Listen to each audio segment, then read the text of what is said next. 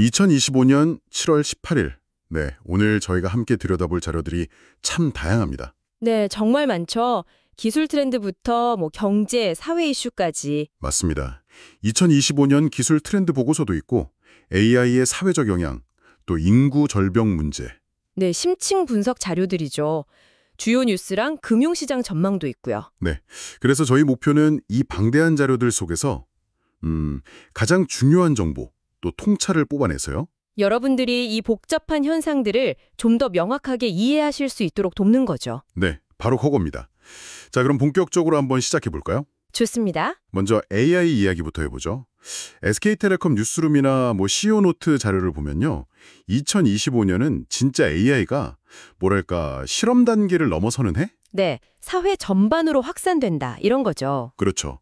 특히 그 AI 인프라 경쟁이 치열해지고 또 개인화된 온디바이스 AI 에이전트. 아, 그리고 인간 로봇 상호작용 기술. 이것도 핵심 트렌드로 꼽히더라고요. 네, 삼성 SDS나 SK CNC 같은 기업들은 이미 AI를 업무 자동화나 생산성 향상에 적극적으로 쓰고 있고요. 맞습니다. 그리고 이제 AI-Based.kr이나 MSAP.ai 같은 자료를 보면요.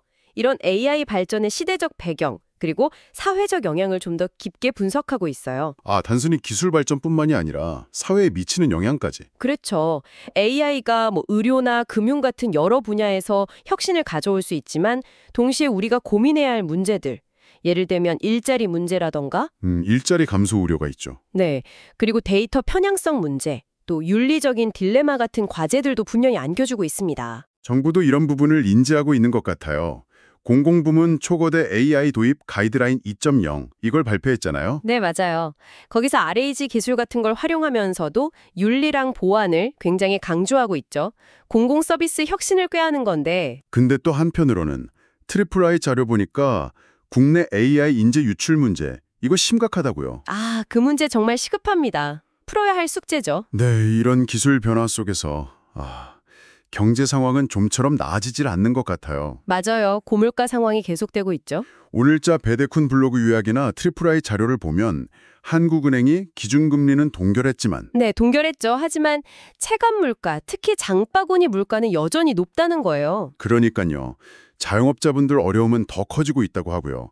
식료품 가격 상승세도 여전하고. 노년층 빈곤율 문제도 그렇고 특히 노년층 자영업자 부채 문제도 심각해지고 있다는 분석이 있습니다.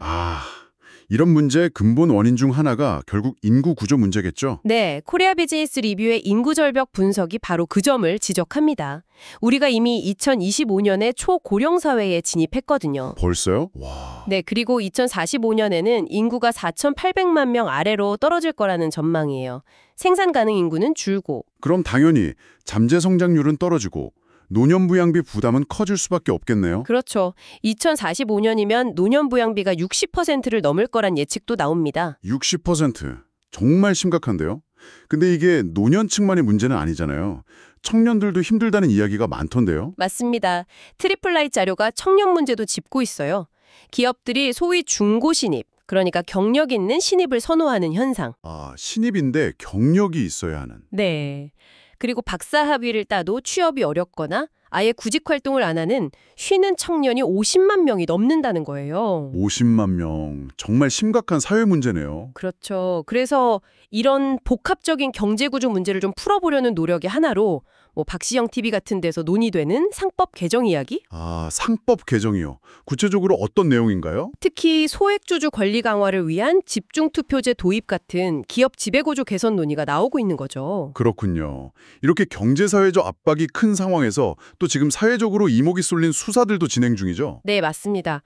여러 건이 동시에 진행되고 있어서 관심이 높죠. 오늘자 김어준 뉴스공장 방송이나 또 MBC에서 이복현 금감원장 인터뷰한 내용을 종합해보면요. 네, 어떤 내용들이 있었나요? 일단 최혜병 특검 같은 경우 임성근 전 사단장 관련 로비 의혹 수사 과정에서 종교계 연관성을 들여다보고 있다 이런 보도가 나왔습니다. 여의도 순복음교회나 극동방송 압수수색 이야기도 있고요. 그리고 김건희 특검 관련해서는 통일교나 삼부토건 주가 조작 의혹과의 연관성을 수사 중이라는 내용이 있고요. 네, 그 부분에 대해서 이복현 금감원장이 인터뷰에서 직접 언급을 했죠. 맞아요. 삼부토건 관련해서 수백 개 계좌를 추적 중이다. 그리고 김건희 여사나 원희룡 전 장관과의 관련성도 분석하고 있다. 이렇게 밝혔습니다. 물론 이제 이런 내용들은 현재 언론 보도를 통해 알려지고 있는 진행 상황이라는 점. 네, 그 점을 분명히 해야 합니다. 저희가 어떤 입장을 가지거나 사실관계를 단정하는 것은 절대 아니고요. 맞습니다. 여러분께서도 중립적인 시각으로 이 사안들의 전개 과정을 지켜보시는 게 중요하겠습니다. 네.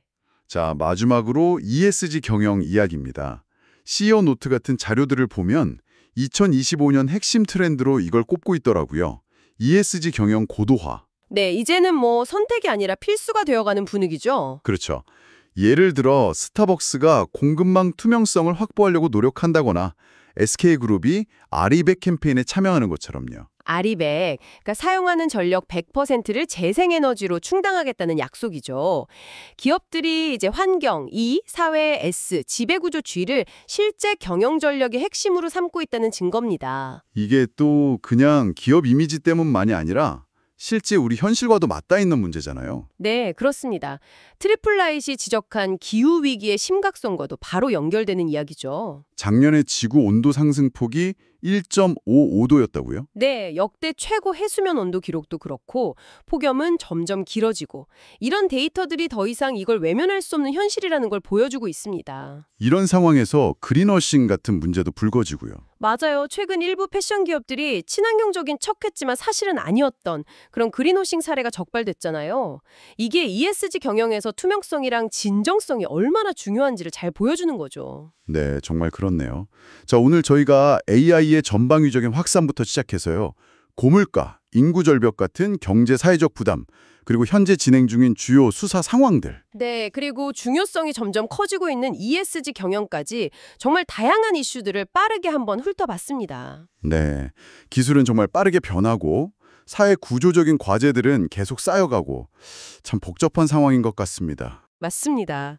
이런 때일수록 AI 같은 신기술을 어떻게 잘 활용해서 사회 문제를 풀고 또 지속 가능한 성장을 이끌어낼지 동시에 또 어떻게 윤리적이고 공정한 시스템을 만들지 이런 고민이 정말 깊어져야 할 시점인 것 같아요. 네, 바로 그 점입니다.